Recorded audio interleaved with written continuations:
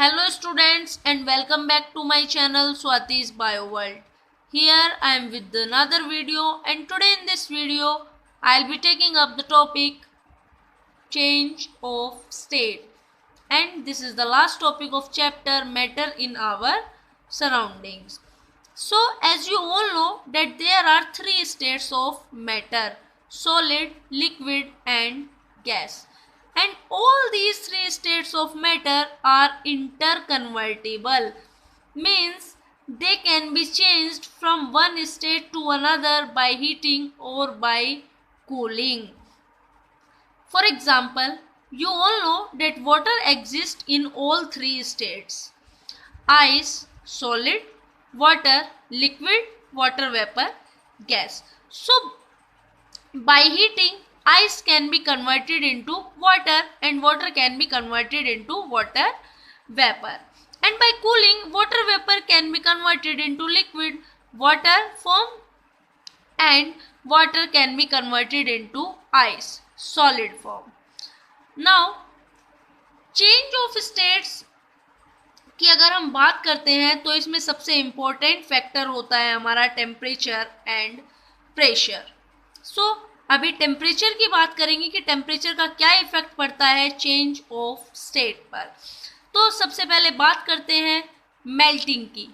Melting is the process in which a solid state changed into liquid state. अगर हम solid state, कोई solid है substance, और उसे हम हीट प्रोवाइड कराएं तो क्या होगा? It will be converted into liquid state and this is known as melting.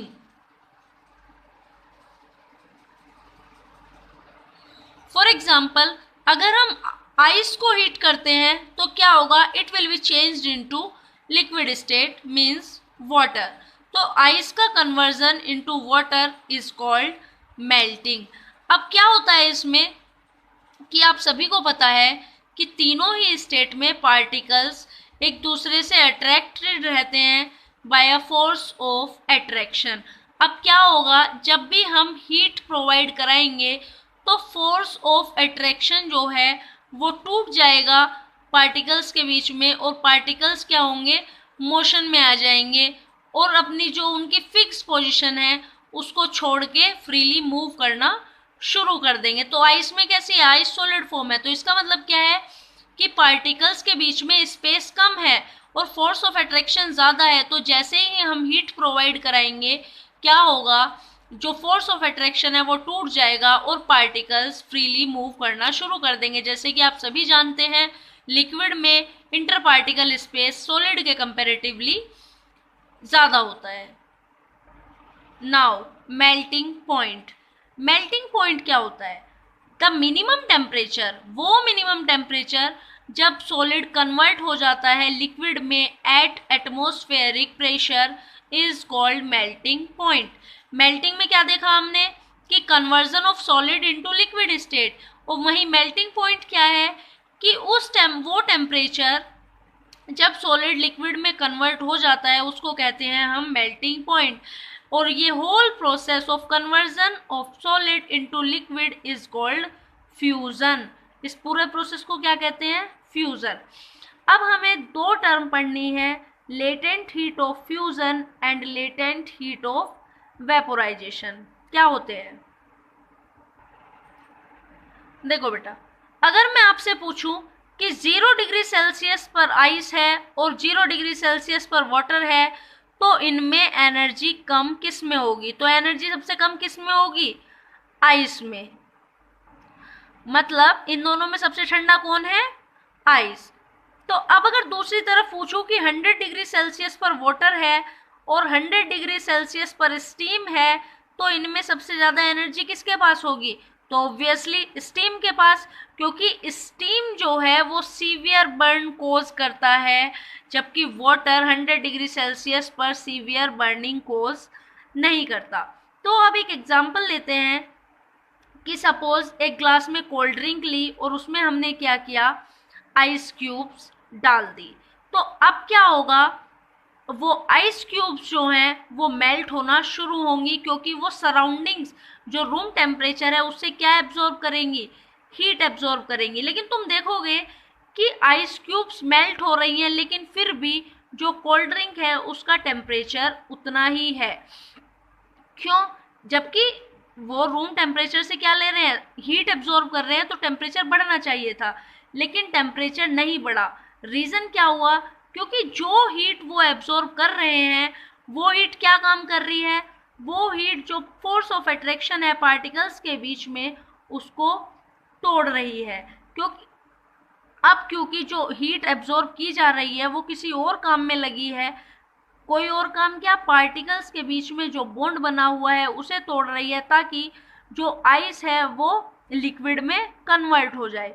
तो इसलिए क्या हो रहा है, सॉल्यूशन का टेम्परेचर नहीं बढ़ रहा। लेकिन अगर वहीं हम बात करें कि लेकिन जैसे ही सारी आइस मेल्ट हो जाएगी तो अब जो हीट एब्जॉर्ब हो रही है, जो एनर्जी हम दे रहे हैं वो किस में नज़र आएगी, टेम्परेचर राइज में नज़र आएगी। क्योंकि अब एनर्जी वहाँ यूज़ होना बंद हो गई, बॉन्ड्स को तोड़ने में अब एनर्जी यूज़ नहीं हो रही, तो वो एनर्जी हमें कहाँ नज़र आएगी, टेम्परेचर राइज में नज़र आएगी।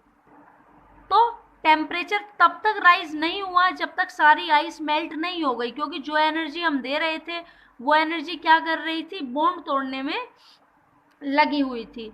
और इसी को हम कहते हैं latent heat of fusion. Latent means hidden. The latent heat of fusion of a substance is the amount of heat required to convert unit mass of solid into liquid without a change in temperature. कि temperature में कोई change नहीं हुआ, लेकिन जो solid था वो convert हो गया हमारा लिक्विड में। Now freezing. Freezing means change of liquid into solid. ये वो प्रोसेस है जिसमें लिक्विड स्टेट को चेंज करते हैं सॉलिड स्टेट में, like water converted into ice. Now freezing point. Freezing point same है मेल्टिंग पॉइंट के जैसा, कि वो टेम्परेचर जिस पर जो लिक्विड है वो सॉलिड में कन्वर्ट हो जाता है, उस टेम्परेचर को हम कहते हैं freezing point. The temperature at which a liquid substance is changed to a solid state at atmospheric pressure is called its freezing point. Now boiling. Boiling आप सभी जानते हैं, बॉइलिंग वो प्रोसेस है जिसमें लिक्विड सबस्टेंस गैसियस स्टेट में change हो जाता है on heating. So the process in which a liquid substance changes into gas on heating is called boiling. And now what is boiling point? Same वो temperature जिसमें liquid boil हो और rapidly convert हो जाए gaseous state में, उसको कहते हैं हम boiling point. Now latent heat of vaporisation की बात कर चुके थे कि 100 डिग्री सेल्सियस वाटर है और 100 डिग्री सेल्सियस पर ही स्टीम है, तो इनमें ज़्यादा एनर्जी किसके पास होगी, स्टीम के पास। ये क्वेश्चन भी आता है कि steam causes severe Burns, explain. तो यही रीज़न है क्योंकि उसके पास एनर्जी ज़्यादा है। और अब लेटेंट हीट ऑफ वेपोराइजेशन की डेफिनेशन क्या होगी? The latent heat of vaporization is the amount of heat required to convert unit mass of a liquid into the vapor state at its boiling point without a change in temperature. Now condensation. Condensation क्या होता है? In which a vapor is changed into liquid. Means जब gas liquid state में convert होते हैं तो उसको कहते हैं हम कंडेंसेशन। आपने देखा होगा कि अगर एक ग्लास है उसमें ठंडा पानी आप लो तो कुछ टाइम के बाद जो ग्लास की बाहर वाली सरफेस है उस पर वाटर ड्रॉपलेट्स आपको दिखाई देंगी। तो ये ड्रॉपलेट्स कैसे बनी? क्योंकि ये ड्रॉपलेट्स जो हमारी एयर में वाटर वेपर प्रेजेंट थे वो क्या हो गए, कंडेंस हो गए, और इस वजह से हमें ड्रॉपलेट्स दिखाई देती है। कंडेंसेशन एक एक्सोथर्मिक प्रोसेस है। एक्सोथर्मिक प्रोसेस मीन्स ऐसा प्रोसेस जिसमें हीट रिलीज होती है। Now sublimation. सब्लिमेशन मीन्स जब सॉलिड लिक्विड में कन्वर्ट ना होके डायरेक्टली वेपर में कन्वर्ट हो जाता है, गैसियस स्टेट में कन्वर्ट हो जाता है, उसको कहते हैं हम सब्लिमेशन। अब सॉलिड जब गैस में कन्वर्ट होता है तो उसको कहते हैं सब्लिमेशन। वहीं अगर गैसियस स्टेट लिक्विड में कन्वर्ट ना होके डायरेक्ट सॉलिड में कन्वर्ट हो जाती हैं तो उसको कहते हैं डिपोजिशन। अब रीज़न क्या है कि सॉलिड डायरेक्ट गैसियस स्टेट में कन्वर्ट हो जाते हैं? इसका रीज़न है कि जो सबस्टेंस सब्लिमेशन करते हैं उनमें हाई वेपर प्रेशर होता है, और हाई वेपर प्रेशर होने की वजह से जो सॉलिड हैं वो डायरेक्टली वेपर में कन्वर्ट हो जाते हैं। इसके एग्जांपल हैं iodine, solid carbon dioxide. Solid carbon dioxide को हम ड्राई आइस भी कहते हैं। कैम्फर, नेफ्थलीन, अमोनियम क्लोराइड, ये सभी एग्जाम्पल हैं उन सबस्टेंस के विच अंडरगोज सब्लिमेशन। नाउ अब हमने टेम्परेचर की बात की कि टेम्परेचर का क्या इफेक्ट पड़ता है चेंज ऑफ स्टेट पर। अब बात करेंगे प्रेशर की। ये डायग्राम देखो, इसमें ये गैस है, लिक्विड है और सॉलिड है, तीनों स्टेट दिखाई हुई है।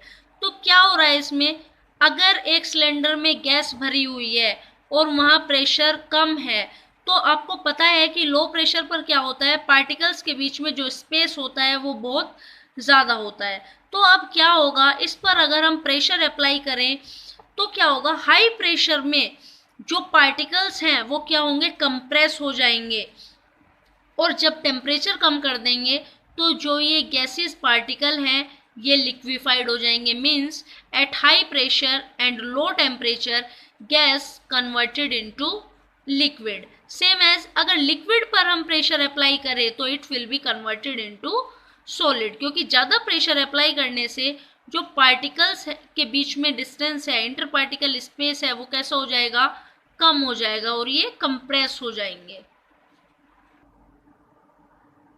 ये डायग्राम देखो, तीन स्टेट दी हुई हैं, लिक्विड, सॉलिड एंड गैस। अगर मैं पूछूं कि सॉलिड से जब हम गैस में कन्वर्ट करते हैं तो इस प्रोसेस को क्या कहते हैं, इस प्रोसेस को कहते हैं सब्लिमेशन। सॉलिड से गैस में कन्वर्ट करना, इस प्रोसेस को कहते हैं सब्लिमेशन। वहीं अगर गैस को डायरेक्ट सॉलिड में कन्वर्ट कर रहे हैं विदाउट कन्वर्टिंग इनटू लिक्विड, इसको कहते हैं deposition. Now, if solid converts into liquid, then this is known as fusion, and if liquid converts into solid, then it is known as solidification. Here, if liquid is converting into gas, then it is called vaporization, and if gas is converted into liquid, then it is called condensation. Dry ice की बात कर ली कि जो हमारा solid carbon dioxide होता है उसको हम क्या कहते हैं, ड्राई आइस कहते हैं, और ये हमारा यूज होता है कोल्ड स्टोरेज में to preserve food items. Now evaporation. Evaporation वो प्रोसेस है जिसमें लिक्विड कन्वर्ट होता है वेपर में बिलो इट्स बॉइलिंग पॉइंट। क्योंकि हमने जब बॉइलिंग पढ़ा था तो बॉइलिंग में हमने क्या देखा था कि conversion of liquid into gaseous state, लेकिन इवेपोरेशन में क्या है कि conversion of liquid into gaseous state और vapour form below its boiling point. अब इन दोनों में डिफरेंस क्या है, आपको पता है कि जो इवेपोरेशन है वो सिर्फ लिक्विड की सरफेस पर होता है, तो इवेपोरेशन कैसा है, इवेपोरेशन सरफेस फिनोमेना है, जबकि जो बॉइलिंग है वो लिक्विड की एंटायर बॉडी में होता है। मीन्स पूरे लिक्विड में बॉइलिंग प्रोसेस होता है। तो बॉइलिंग कैसा फिनोमेना हुआ, बल्क फिनोमेना। एक और बहुत इंपॉर्टेंट पॉइंट होता है कि इवेपोरेशन सभी टेम्परेचर पर हो सकता है, लेकिन जो बॉइलिंग है वो सिर्फ बॉइलिंग पॉइंट पर ही होगी। Now factors affecting rate of evaporation. So there are various factors on which rate of evaporation depends. First is surface area, second is temperature, third is humidity and fourth is wind speed. लेकिन boiling इन सभी factors पर depend नहीं करती। सो अब one by one इन्हें पढ़ेंगे। देखो बेटा, अगर सरफेस एरिया बढ़ा दिया जाए तो रेट ऑफ इवेपोरेशन भी बढ़ जाएगा। अगर सरफेस एरिया इंक्रीज कर दें तो रेट ऑफ इवेपोरेशन भी इंक्रीज हो जाएगा। इसका एग्जाम्पल है कि आप जब कपड़े सूखने के लिए डालते हो तो क्या करते हो, आप उन्हें स्प्रेड करते हो। अगर उन्हें स्प्रेड करोगे तो क्या होगा, सरफेस एरिया बढ़ जाएगा, और सरफेस एरिया बढ़ने की वजह से वो इजीली ड्राई हो जाएंगे, इवेपोरेशन ज़्यादा होगा। लेकिन अगर कपड़े ऐसे ही डाल दिए तो क्या होगा, सरफेस एरिया कम रहेगा और इवेपोरेशन भी कम ही होगा।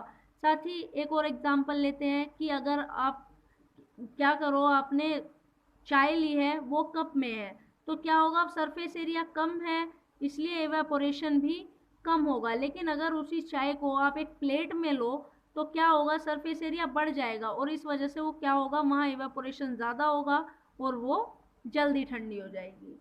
सेकंड है टेम्परेचर। अगर टेम्परेचर बढ़ा दें तो इवेपोरेशन रेट भी बढ़ जाएगा, वहीं अगर टेम्परेचर कम कर दें तो रेट ऑफ इवेपोरेशन भी कम हो जाएगा। आपने देखा होगा कि अगर हम टेम्परेचर बढ़ा देते हैं तो जो पार्टिकल्स की काइनेटिक एनर्जी है वो भी बढ़ जाती है, और यही रीज़न है कि अगर टेम्परेचर ज़्यादा है तो इवेपोरेशन ज़्यादा होगा। तो हम कह सकते हैं, अगर एग्जांपल लें, कि समर्स में जो इवेपोरेशन है वो ज़्यादा होता है, जबकि विंटर में रेट ऑफ इवेपोरेशन कम होता है। Next is humidity. ह्यूमिडिटी का मतलब होता है कि amount of water present in air, कि एयर में वाटर कंटेंट कितना है, ये कहलाता है हमारा ह्यूमिडिटी। अब इसमें क्या होता है, अगर एयर में वाटर कंटेंट कम है तो रेट ऑफ इवेपोरेशन ज़्यादा होगा, और अगर वाटर कंटेंट बहुत ज़्यादा है तो रेट ऑफ इवेपोरेशन कम होगा। आपने देखा होगा कि गर्मियों के दिनों में जो कपड़े हैं वो जल्दी से ड्राई हो जाते हैं। क्यों? क्योंकि उस समर्स में एटमॉस्फेयर में वाटर कंटेंट बहुत कम होता है, जबकि अगर रेनी डे की मैं बात करूँ तो रेनी डे में एटमॉस्फेयर में वाटर कंटेंट बहुत ज़्यादा है, इसलिए रेट ऑफ इवेपोरेशन कम होता है। Now wind speed. अगर विंड की स्पीड बढ़ा दे तो रेट ऑफ इवेपोरेशन भी बढ़ जाएगा। Now last topic is units of temperature. So temperature को हम 3 स्केल पर मेजर करते हैं, Celsius, Fahrenheit and kelvin, and kelvin is the SI unit of temperature. अब सेल्सियस स्केल पर साइन होते हैं हमारे 0 to 100, केल्विन स्केल पर 273 to 373 एंड फ़ारेनहाइट पर 32 to 212। अब कन्वर्जन की अगर मैं बात करूं तो अगर हमें टेम्परेचर डिग्री सेल्सियस में दिया हुआ है और हमें उसे कन्वर्ट करना है केल्विन में, तो क्या करेंगे, फॉर्मूला है kelvin is equal two degree Celsius plus 273।